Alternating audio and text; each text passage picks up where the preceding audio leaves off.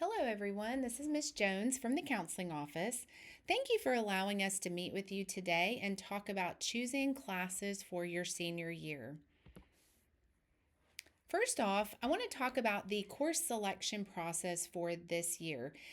In the presentation today, I'm going to reference three different documents. I'm going to reference the senior course list, the transcript, and the graduation checklist. Now, the transcript and the graduation checklist are not going to be handed to you. Those are going to be documents you will find on your own after the presentation. But today we will be giving you a copy of the senior course list. These are the classes that you could be choosing to register for next year. Something different that we're doing this year, the course registration form is not going to be on paper. You're going to access it through this QR code that you see here on the screen, and you're going to be filling out your course registration for senior year on your laptop. Now, counselors are going to be outside your classroom on either February the 13th or February the 14th. We'll be meeting one-on-one with our students to review their course selections. During that meeting, we can make changes. You can ask us questions about your decisions that you have made. We can clarify maybe what you still need to graduate if you have questions on that. But we will not pull you for that meeting unless you have submitted this course selection form. So it's really important that sometime in between us having this presentation today and next week on February the 13th or 14th, that you take the time to scan this QR code and fill out your choices for classes next year on your senior year. If you do not ever fill out the form, then your counselor is going to choose classes for you. And that is not something we will be able to change when you come back in and start your senior year.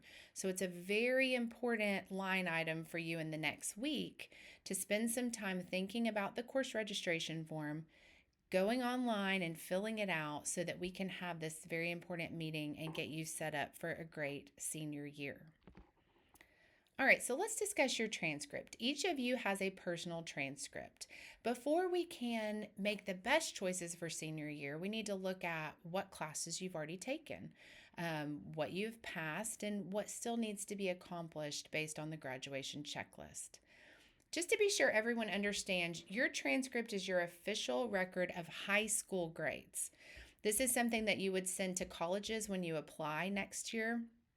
Looking up at the top, we have two little arrows pointing to GPA and total credits earned.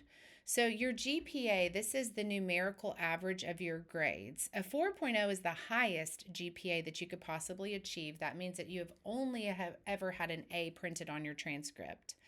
The only way you can raise that GPA is to earn better grades each semester. It does recalculate twice a year, so you do have a chance before you become a senior to have one more GPA recalculation. The other arrow is the total credits earned. Remember, you do need 23 credits to graduate, and we'll be talking about that in another part of this presentation. You can access your personal transcript on Skyward in your portfolio. It's under 24-25 mid-year transcript. Graduation checklist. Now, counselors keep a checklist on every student so that we can monitor your progress for graduation. But sometimes it is nice for you to fill out a checklist for yourself, especially as you're entering into your last year of high school. You can find this graduation checklist on the website under the counseling section. You can easily print it out, and then using your own personal transcript, you can go through and see how close you are to completing the checklist for graduation. There are 23 required credits that you must actually have in order to graduate, but many students do graduate with more than the 23 required credits. Remember, if you don't pass a class that is required for graduation, then you must retake the class.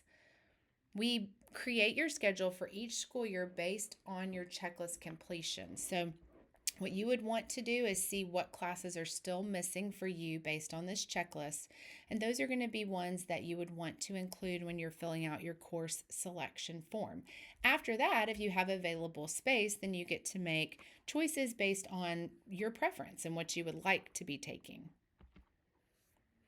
So, choosing your classes, remember at Smyrna High School, we have a wide variety of courses, and we also have a wide variety of options when it comes to how rigorous you would like your class to be. For those core level classes, those English classes, math classes, science classes, you can take a standard option, advanced honors, dual enrollment, or AP or advanced placement. Now, remember again, if you do not pass a class that is required to graduate, for example, English 3, you're sitting in English 3 right now. If you do not pass that class, you will need to retake it next year, along with whatever the required class is. Now, when you're looking at this course listings, you might have a question about what a certain class covers. What is the content of the class? We do have a descriptions handbook, an RCS course descriptions handbook that is linked on the counseling page in the website. So do some digging and a little bit of research on your own before you fill out your form and find out about these courses that you might want to take that you're not sure, what they cover. You can go on the website, you can read about the classes. Each class has a description that's about a paragraph long, and that might help you make some good choices for your elective classes. I do need to mention also that next year we will be scheduling on a 4x4 block. Most of you have probably already heard this information, but we want to explain what that looks like. What that means is that you will be taking 4 classes in the first half of the year, and then you will be taking 4 different classes in the second half of the year. So basically, you're completing an entire year's worth of work in one semester for the 4 classes that you're sitting in at any particular time. Now, if you are wanting to take a class and you would like to sit in that class for the entire year, not just for half of the year, you're going to need to indicate that in your notes at the bottom of the course selection form, and I'll show you how to do that in just a minute. Otherwise, we're only going to put you in each class for half of the school year. So just kind of looking at this chart right here, please note that we're calling each quarter, what's currently a quarter, is going to become a term, because within that 9 weeks, you're actually completing a full semester's worth of work. So from August to December, you will complete 4 classes, and then from January to May, you would complete 4 different classes. Let's talk about some of those classes you might be choosing. For senior math, there are actually quite a few options your senior year. You can look right here that stats is the new senior default course if you are planning to go to college. If not, then you might choose to take math reasoning. We also have quite a few dual enrollment math classes if you have a 3.0 GPA and you qualify for dual enrollment. If you have a question about which math course you should take next year, I would start by talking to your current math teacher, and then your counselor is also happy to discuss that with you in your one-on-one meeting. Fine arts classes. All students are required to have one fine art to graduate.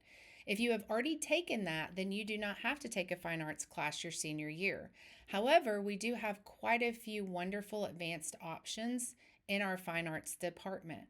So you want to take a look at that senior course selection form and see if you would like to take additional art or music or dance, band, lots of different choir options.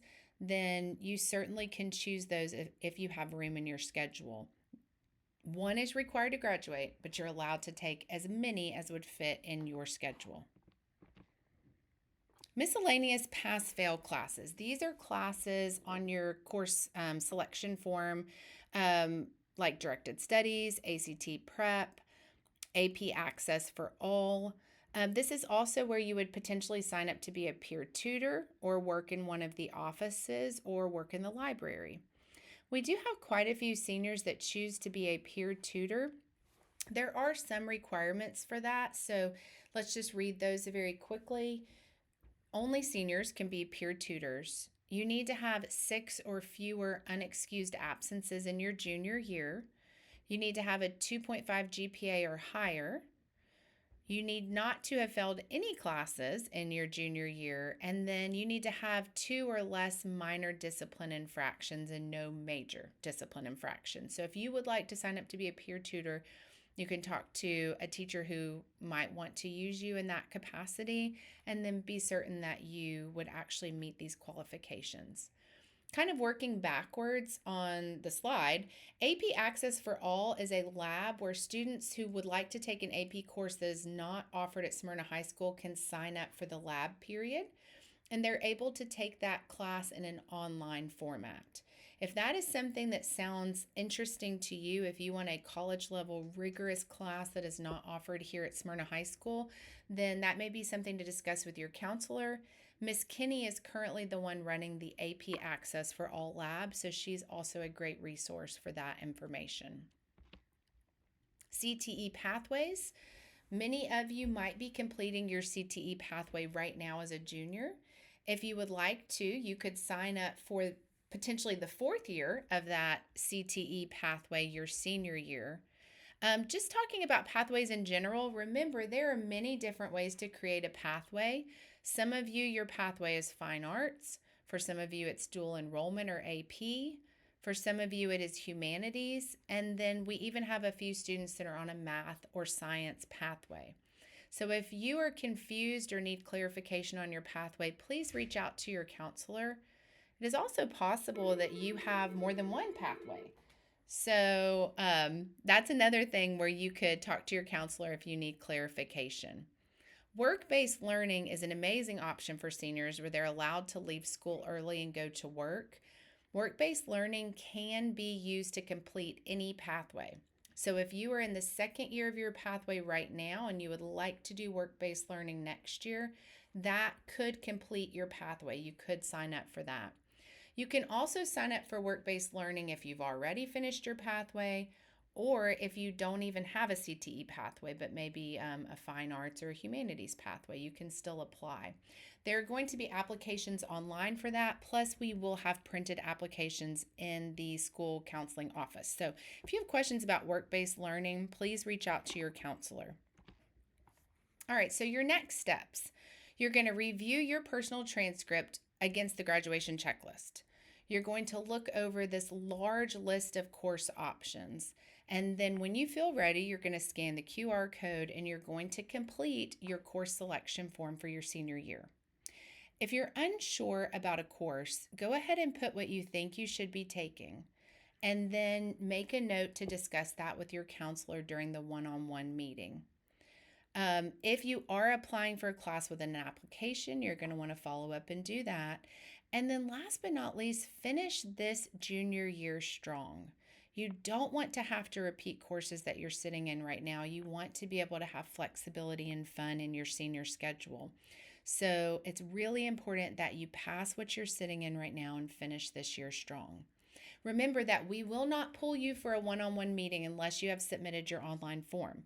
So in between this presentation today and when we come back on the 13th or 14th, you want to complete that online form. Now we're going to take a look at that right now because this is the conclusion of the PowerPoint presentation. So I'm going to pull up on my screen an example of what that form looks like. We're just going to briefly look at it. So when you actually scan the QR code, this is what you should see. You're going to start by filling in your email and then your last and your first name. Notice right here, anything that has a red asterisk beside it, this indicates that it is a required question. You won't be able to submit the form unless you fill out the required questions. Okay, so you're going to do your email and your name. I'm going to scroll. And then you would select that next year you are going to be a senior. Okay. We do have a question on here. Are you interested in graduating in December? With the 4x4 block, there are options for students to graduate in December if you need 4 credits or less, and we are able to put all of those into that first half of the year for you. So if that's something you're interested in, you can mark yes. Just because you mark yes does not mean you are automatically a December graduate. It just means that you're interested in it. We know to follow up with you that you would like to talk about that option. actually becoming a December graduate would involve some paperwork. So just marking this is not the completion of doing it. Just kind of lets us know to talk to you about it. We also put in here a few caveats for December grads. So if you decide to graduate in December, you are not allowed to play any sports after December. You also do not have the chance to be the valedictorian or the salutatorian. But you are able to participate in prom, and you do participate in the traditional graduation in May. So if you want to look at that more in depth, you're going to click on this. You can take a look at the early graduate contract, and then, of course, talk to your counselor about it in your one-on-one meeting. We also have a question on here. Are you in the associate's degree program? If you are, you've already joined it. You're doing very specific classes this year as a junior, so you're going to mark yes, and we would be certain to put you in the correct classes next year. If you're not in it, you just mark no. Okay. After that, we're going to scroll through, and the first selections are for your core classes. So you're going to choose your math class. You're going to choose your English class. Again, if you're not totally certain which math class or English class you want to take, then you're just going to pick what you think is the best option. And then you're going to have a discussion with your counselor in the one-on-one. So I chose math reasoning. I chose English 4. I'm going to scroll and move on. Pick your science. If you've already received 3 science credits and you don't want to continue, then you can choose no science. But we do have a lot of amazing options for seniors who either want to take a 4th science or actually don't have their 3rd science completed and might want to do one of these. So you're going to pick your science selection. I'll pick scientific research. Notice it did let me choose more than one thing there. Maybe I'm saying, hey, I want scientific research if it fits in my schedule, but I've already received my credits too. So you could select more than one thing. Everyone does need government, economics, and personal finance to graduate. So you'll have the option of choosing those classes or telling us that you've already taken them.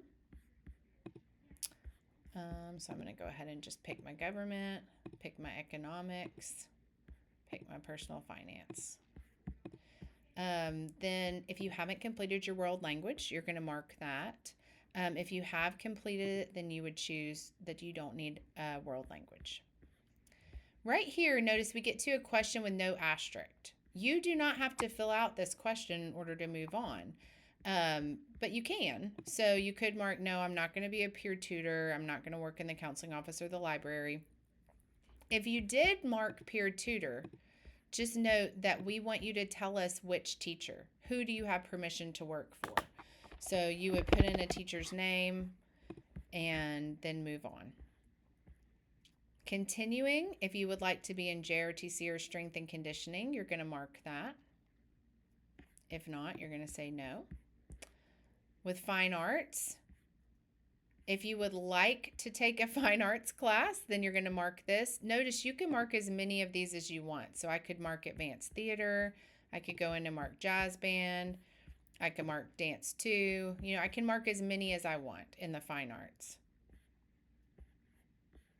I do want to mention you have to fill this out even if you're saying no in order to be able to move on. CTE classes, same thing. You have to fill it out in order to be able to move on. So you're either going to say no CTE or you're going to go in and mark which course you would be taking. So for instance, if digital arts and design is your pathway and you're sitting in level 3 right now and you would like to move on to level 4, you can choose that.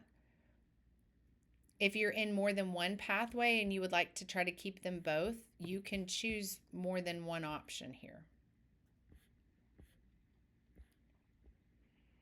This is a list of directed studies classes, ACT prep, humanities, dual enrollment, and lots of other classes. So I'm going to scroll through this, but just know that anything you're wanting to take in that list, whether it's directed studies, whether you're going to do a little bit of dual enrollment, you would go ahead and make those selections at that section. AP Access for All, again, this is advanced placement, so college level. This is an online class. But if you would like to be an AP Access for All, You need to speak with your counselor, and she would get you in touch with Miss Kinney right here if you don't already know her, for you to be approved, and then you would make a selection for that. All right, that's the end of all the selections. Now we have an option for you to give us alternatives. Remember, sometimes classes don't make, or they get closed, or they just simply don't fit in your schedule. In which case, we need to know alternate classes to put you in. How you're going to determine your alternate class is you're going to take a look at that large list of senior classes, and you are going to type in an answer. So I might type in sports history as one of my alternate classes. I might type in dance, or if I've already taken dance, maybe I type in dance 2. I might even type in that I would like to be a peer tutor as an alternate. If nothing else is fitting, I would do that. So notice, in order to submit the form, you do have to give us 3 alternate options. Now here's a question. Is there a class that you need that's not listed? Maybe you failed world history as a freshman and you've never had a chance to go back in and retake it. And we didn't list it on there because most seniors are not taking that class. So if there's something you think you need that's not listed, you would type it here. And then finally, do you have any questions? This is where you want to, you can of course type in questions, but this is a great spot to type in if there's a certain class you're wanting to stay in all year. So that we don't just give it to you in one half of the year, but we give it to you for the entire year. So if there's something you're trying to stay in all year long, I want band all year, or I want strength and conditioning all year, then you would put that in under the do you have any questions section. When you get finished, you would hit submit. I don't think I actually answered everything required, so I'm not going to hit submit right now. But you would hit submit, and then we would have a copy of this, and we would be able to do our one-on-one meeting with you. So that's the end of my presentation. At this time, we are going to take any questions that you have.